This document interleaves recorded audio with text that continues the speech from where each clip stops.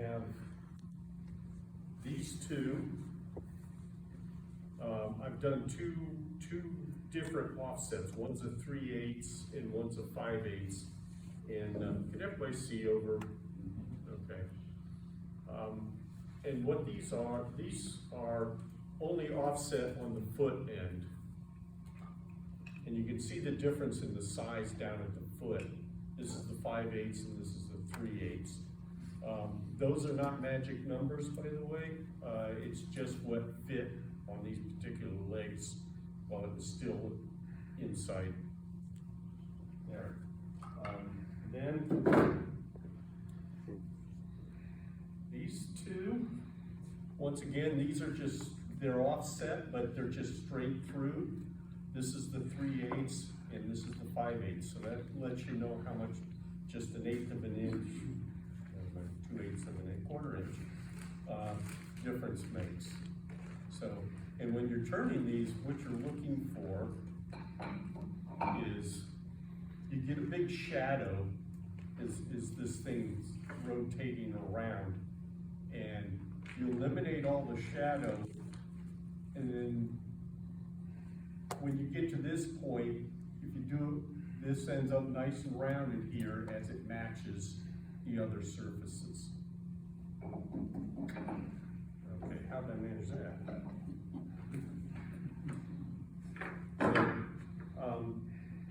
The rest of these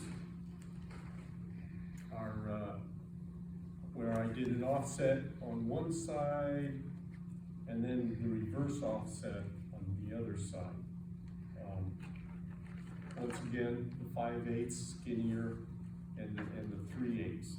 Now when you're doing this, when you totally eliminate the shadow, you get this bulge in the middle because there is no shadow right here because it's spinning around that centerpiece. So at that point in time, you now get to, well, you can do whatever you want, but this one was, I had the bulge here and I just eliminated the bulge and made it nice and straight. This one was, I did first and I just stayed with it and eliminated right in the middle, and it's a little funky. So you can see there are all sorts of different design changes you can do. I was just making these pretty quick just to see what was going on, because this is actually my first foray into doing a series of these. Okay, so the piece I got on here is a bit longer than all those, and I'm doing the 5/8 with the opposite sides. So it's gonna turn out more like this one, where the foot's one way and the block up top is different. So the first thing you want to do is make this round, but I intend to cut into the square part a bit more. I also you probably can't see it, but I've kind of marked where my foot's gonna be, because what you wanna do, you wanna start out, you gotta dig in here and dig in here so that you can then do your carving. Otherwise, when you go in, you don't get very far. So I'm gonna start out cutting in here until the shadow's gone, and it's just, 1/2, 3/4 of an inch area here. And I doubt if the camera will pick it up, but the shadows are rather obvious. They're rather obvious when you're standing at the lathe. So that you rotate it around and make sure you're not hitting anything, because it gets to be real easy to forget about that. So, and the tool of choice, if you're good with a roughing gouge, you can do the whole thing with the roughing gouge. So.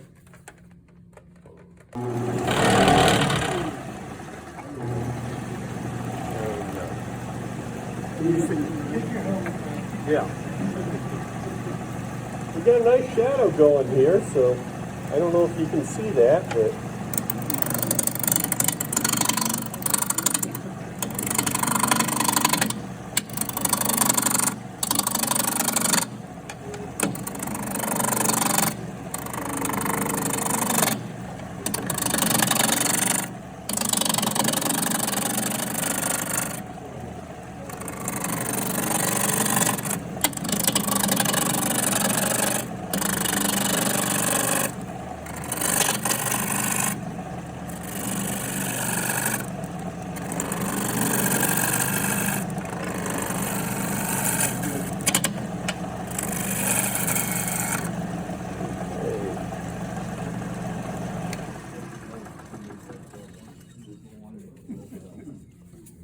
So right here, I'm almost down to where it would be completely round and matching that surface there. I'm now to a point where I can start doing my foot cut down in here and just keep working my way back until I get to where the foot's gonna be.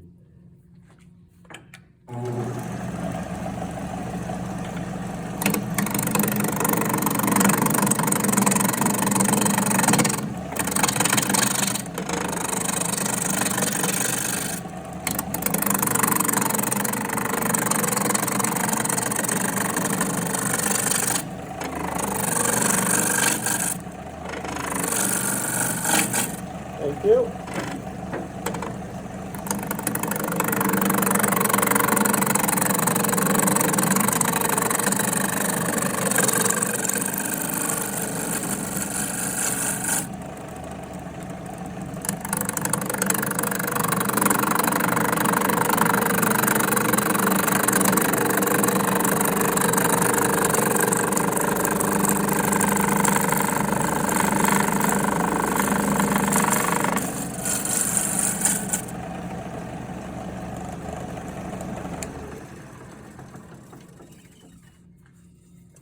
Okay, so there's my foot ready to go. A lot of times I'll put it at the end of it. The couple times I have done this, I'll end up at the end putting it back on center of both things, just the inlay here a little bit so you get a nice little foot at the bottom, and then you can sand that down. And obviously you can change this angle, do it any way you want, but that's pretty much what we're looking for there. So I'm now going to move my tool rest.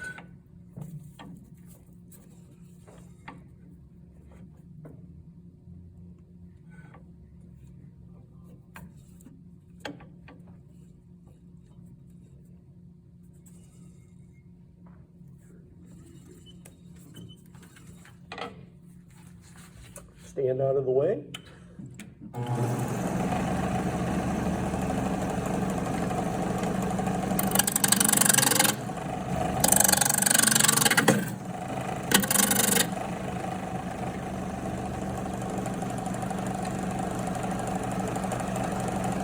Because I'm using a spur drive, you end up tightening up your tailstock quite a bit.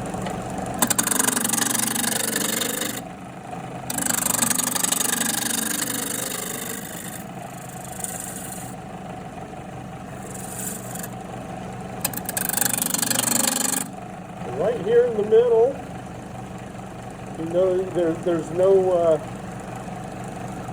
shadow.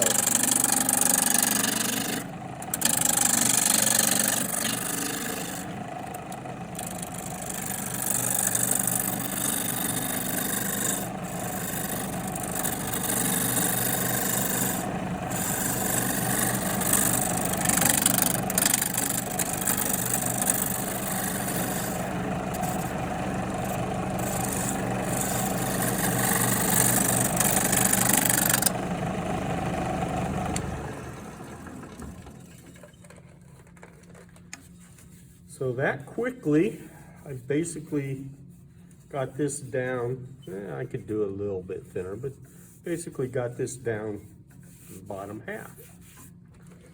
So.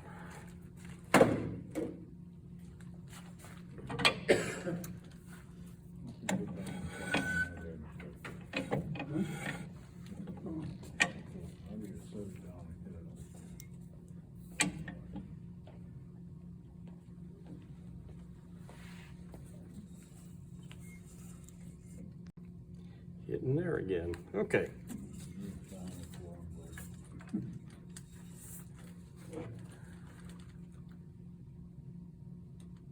You're good. Okay. Yep, you're right there.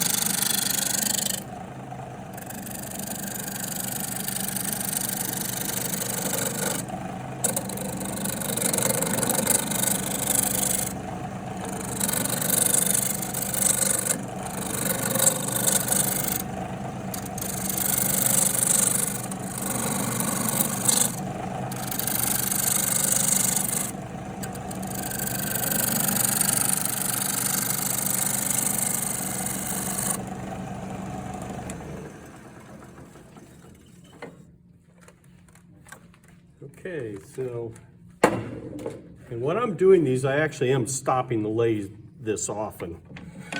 I'm now at the point where I can start. I'm gonna just cut back to roughly this area here to do my, I don't know, what do they call that when you dig it in? There we go.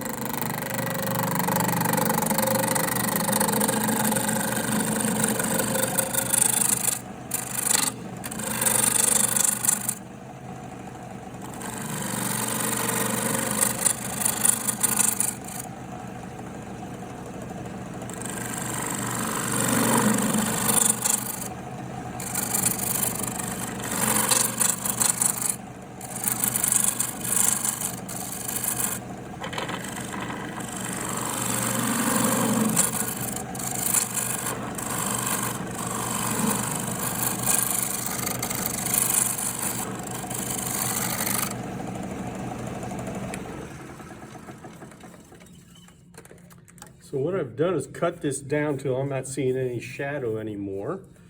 And then I'm kind of looking at my cut here, which actually I'm kind of happy with. I'm gonna leave it alone. And it's the one thing, first time I ever did one of these, it just really, I mean, just even with the squared off one, I'm thinking, boy, that takes a lot of skill. No, you just plunge in and go. I know some guys will take a skew and just mark a little slot right at that point, so they know where to start and go in. But I'm actually, I'm right where I need to be on that end and at that end. So what we do is take a pair of calipers.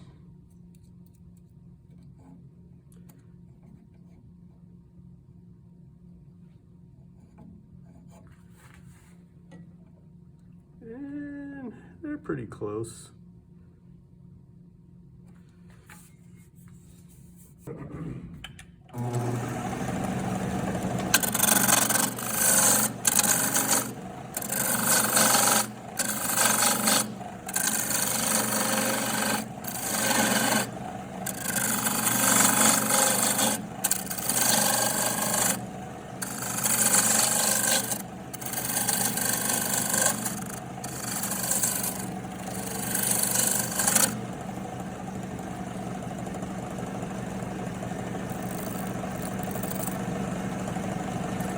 Close.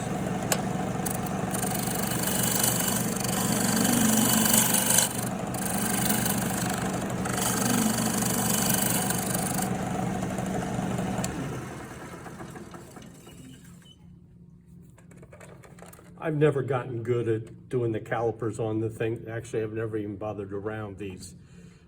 I'm kind of wimpy when it comes to that. I just turn the lathe off. So I'm there with that. So all I'm going to do now is match this to this.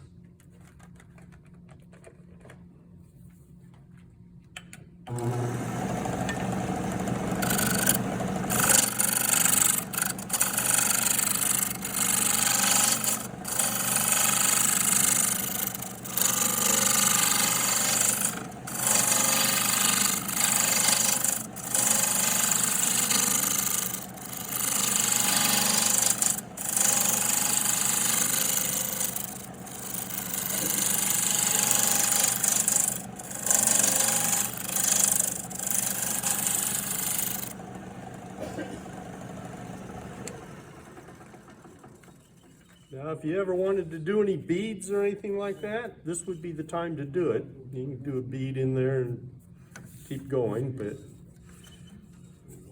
I'm just going to keep going straight.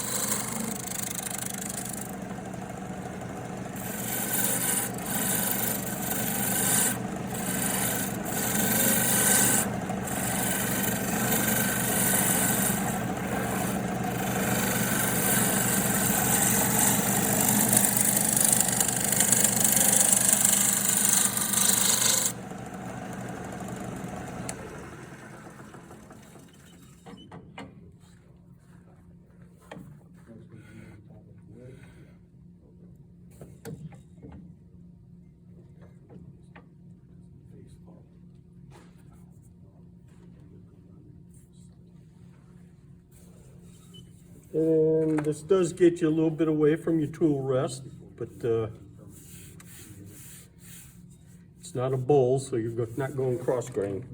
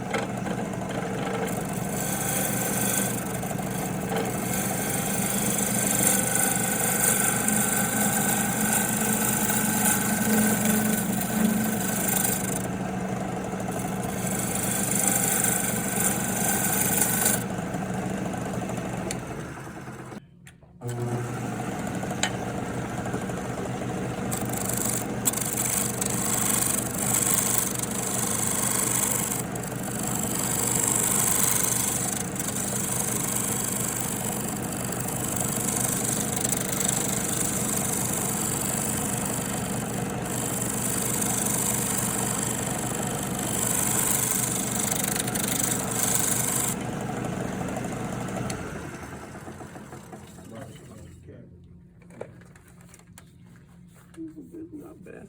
Okay, so there's your basic shape. I'm gonna try do the skew just to get a little nicer finish on it. And this is where I might totally screw everything up too. Stay where I put you. Okay. I like to have my skew up fairly high when I do this. I don't know how many people do skews, but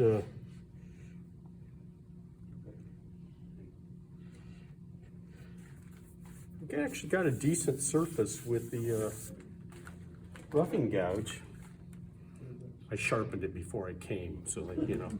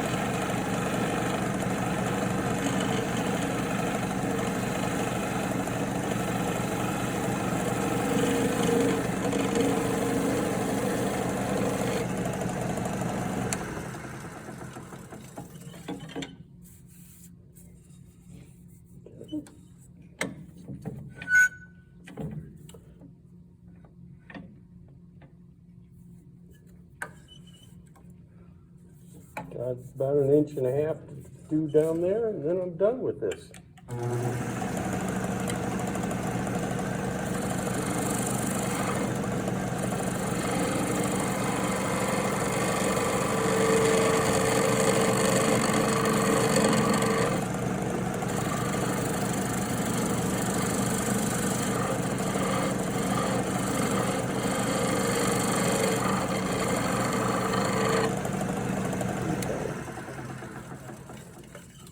Quit while I'm only slightly behind.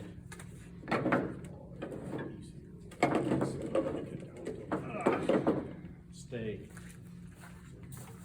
All right.